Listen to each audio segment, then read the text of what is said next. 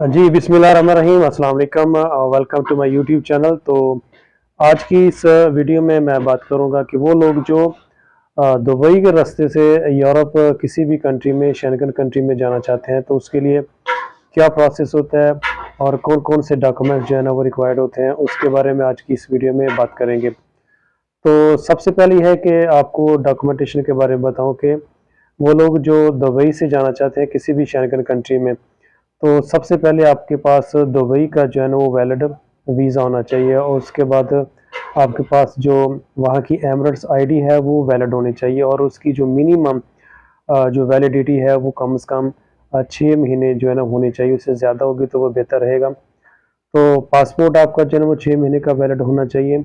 उसके बाद जब आप किसी भी कंपनी में काम कर रहे हैं तो आपको काम करते वहाँ पर एटलीस्ट 6 महीने का जो है ना वो टाइम गुजर चुका होना चाहिए।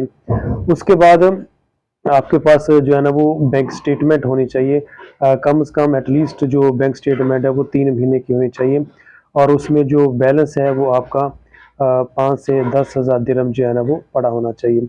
तो ये कुछ डॉक्यूमेंटेशन आपको जो बेसिक रिक्वायर होते हैं अप्लाई करने के लिए वो चाहिए होता है। तो जब भी आप दुबई से किसी भी शेंगन कंट्री के लिए अप्लाई करेंगे तो आपको ये लाजमी चीज़ें जो है ना वो चाहिए होती हैं।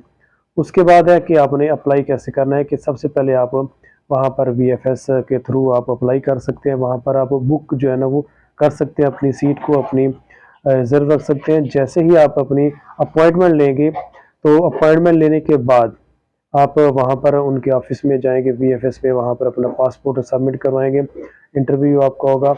तो कंपनी की तरफ से आप जिस कंपनी में आप काम कर रहे हैं वहाँ पे वहाँ से आपको एनओसी लेना जो है ना वो ज़रूरी है और एनओसी के ऊपर आपका कंपनी का स्टेप और जो ऑथराइज्ड पर्सन है उसका जो है ना वो सिग्नेचर होना भी ज़रूरी है। बैंक स्टेटमेंट की बात करें तो बैंक स्टेटमेंट भी आपके पास होनी चाहिए कम से कम 3 महीने की, और उसमें कुछ बैलेंस होना चाहिए तो आप अप्लाई कर सकते हैं शेंगन कंट्री के लिए। अगर आप किसी एजेंट के थ्रू अप्लाई करना चाहते हैं तो भी गुड है। अगर आप खुद इस काबिल हैं कि आप खुद भी अप्लाई कर सकते हैं, लेकिन कोशिश ये करें कि आप खुद अप्लाई करें कि अगर आप पढ़े लिखे हैं तो। लेकिन अगर आप किसी एजेंट के थ्रू करवाएंगे तो हो सकता है कि वो आपसे एक्स्ट्रा चार्ज पे करें।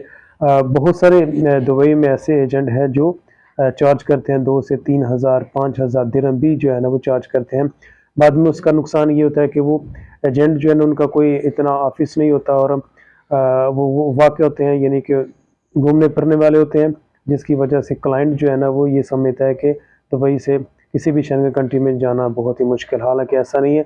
होता ये है कि वो आपके साथ फ्रॉड करते हैं। सभी ऐसे नहीं है लेकिन कुछ ऐसे होते हैं जो ये काम करते हैं और लोगों से पैसे लेते हैं।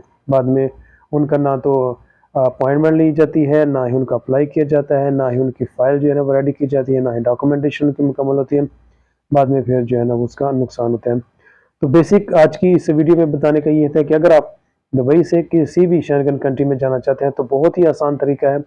बेहतर ये है कि आप खुद अप्लाई करें, डॉक्यूमेंटेशन मुकम्मल करें। सिंपल सी डॉक्यूमेंटेशन जो मैंने आपको वीडियो के स्टार्ट में बताई है वो आपके पास होना चाहिए, तो आप किसी भी शेंगन कंट्री के लिए जो है ना वो अप्लाई कर सकते हैं। अगली वीडियो में आपको और मज़ीद इस हवाले से बताऊंगा और साथ ये भी आपको गाइड करूंगा कि आप कैसे जो है ना अप्लाई कर सकते हैं। तो ये थी आज की हमारी वीडियो। मिलेंगे नई वीडियो के साथ, तब तक के लिए अपना बहुत सा ख्याल रखिएगा। अल्लाह हाफ़िज़।